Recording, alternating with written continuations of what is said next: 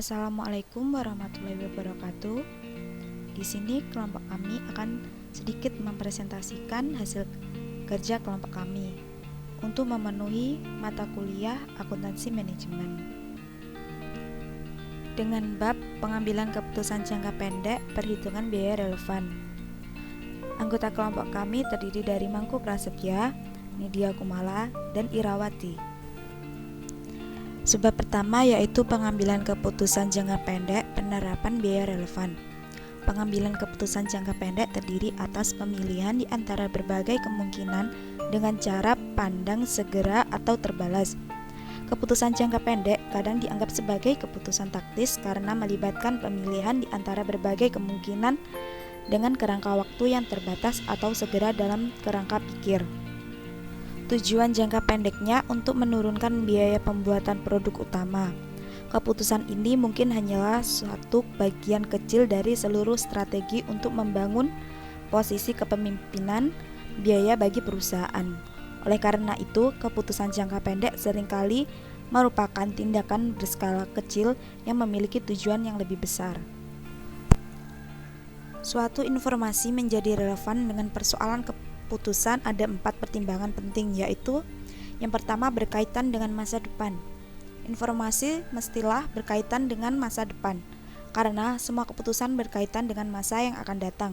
Informasi relevan merupakan prediksi masa depan, bukan rangkuman masa lampau. Yang kedua yaitu berbeda di antara alternatif. Informasi relevan membuat sesuatu perbedaan dalam suatu keputusan. Namun, tidak demikian halnya dengan informasi tidak relevan. Sekiranya suatu biaya yang akan datang adalah sama untuk beberapa alternatif, biaya itu tidak berpengaruh terhadap keputusan. Yang ketiga yaitu kebutuhan akan prediksi. Informasi relevan melibatkan kejadian-kejadian di masa yang akan datang. Akuntan manajemen harus memprediksi besarnya manfaat dan biaya yang relevan. Dalam membuat prediksi, akuntan manajemen sering memakai estimasi perilaku biaya berdasarkan data historis. Yang keempat yaitu keputusan unik dan repetitif. Penghimpunan data untuk keputusan unik pada umumnya membutuhkan analisis khusus oleh akuntan manajemen. Keputusan repetitif dilakukan hampir setiap hari. Keputusan rutin seperti itu menyebabkan akuntan menyimpan arsip khusus informasi yang relevan dengan penjadwalan keputusan. Proses pengambilan keputusan khusus. Yang pertama, mengidentifikasi dan mendefinisikan masalah. Kedua, mengidentifikasi alternatif solusi yang dianggap tidak layak. Yang ketiga, mengidentifikasi biaya dan manfaat yang terkait dengan masing-masing alternatif solusi yang layak. Yang keempat, jumlahkan biaya dan manfaat relevan untuk masing-masing alternatif. Yang kelima, menganalisis faktor kualitatif. Yang keenam, pilihan alternatif dengan manfaat secara keseluruhan yang paling besar. Konsep biaya relevan untuk pengambilan keputusan. Dalam pengambilan keputusan di bidang biaya harus diperhatikan relevansinya. Pengambilan keputusan dengan menggunakan konsep biaya relevan umumnya digunakan untuk keputusan tingkat taktis sebagai penjabaran dari keputusan strategis dari manajemen puncak. Pemilihan ini biasanya menggunakan dasar ukur tertentu. Apakah portabilitas atau penghematan biaya salah satu tugas pokok manajer adalah membuat keputusan berdasarkan informasi akuntansi yang relevan. Keputusan itu terdiri dari keputusan rutin dan keputusan khusus.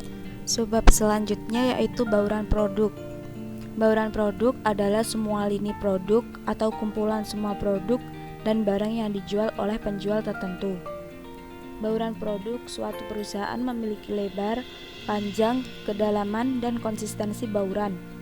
Menurut Saladin, bauran produk terdiri dari unsur-unsur produk seperti variasi produk, kualitas, desain, ciri khas atau fitur, merek, kemasan, layanan, garansi, ukuran, retur, serta unsur produk lainnya.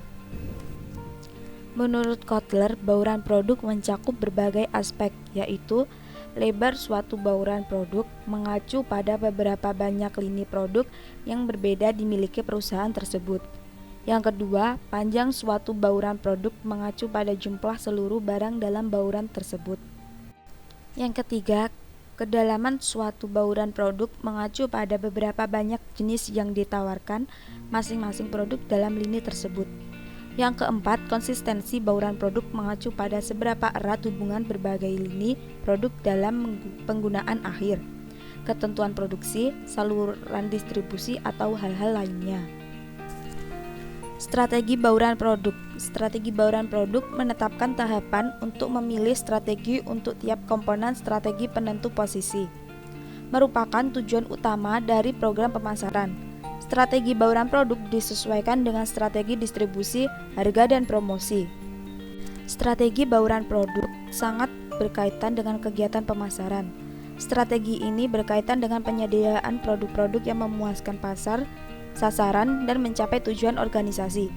Suatu strategi bauran produk merupakan suatu rencana atau langkah-langkah yang digunakan oleh perusahaan dalam memasarkan sekumpulan lini produk yang ditawarkan kepada pembeli. Subbab selanjutnya yaitu penggunaan biaya dalam keputusan penetapan harga.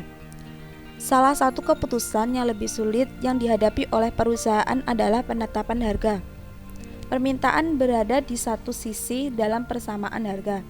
Penawaran berada di sisi lain. Oleh karena itu, perusahaan-perusahaan tersebut menghitung biaya produk dan menambahkan keuntungan yang diinginkan. Mekanisme dari pendekatan sederhana umumnya terdapat basis biaya dan markup. Markup adalah persentase yang diterapkan atas basis biaya dan dihitung sebagai berikut.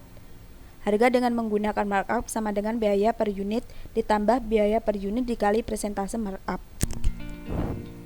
Selanjutnya yaitu biaya target.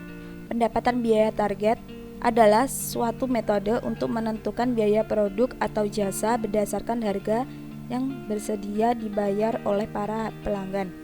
Departemen pemasaran menentukan karakteristik dan harga untuk sebuah produk merupakan cara yang paling dapat diterima oleh konsumen. Perusahaan-perusahaan Amerika semakin banyak yang menggunakan penetapan biaya target.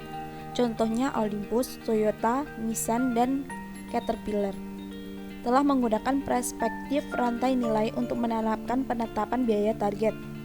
Usaha-usaha untuk mengurangi biaya yang biasanya terjadi dalam penetapan biaya target fokus pada perencanaan ulang produk yang membutuhkan bahan baku, tenaga kerja, dan proses selama produksi, pengiriman, dan layanan pelanggan yang lebih sedikit dan murah. Biaya target dapat dihitung dengan menggunakan persamaan sebagai berikut. Biaya target sama dengan harga target dikurangi keuntungan yang diinginkan. Penetapan biaya target melibatkan pekerjaan awal yang lebih banyak dibandingkan dengan penetapan harga berdasarkan biaya. Namun, jangan lupakan pekerjaan tambahan yang harus dilakukan jika harga berdasarkan biaya ternyata terlalu tinggi dibandingkan dengan yang dapat diterima oleh para pelanggan. Penetapan biaya target paling efektif digunakan dalam tahapan perencanaan dan pengembangan daur hidup produk. Sekian presentasi dari kelompok kami. Bila ada kurang lebihnya kami mohon maaf. Semoga video yang kami buat ini bermanfaat bagi kalian semua. Wassalamualaikum warahmatullahi wabarakatuh.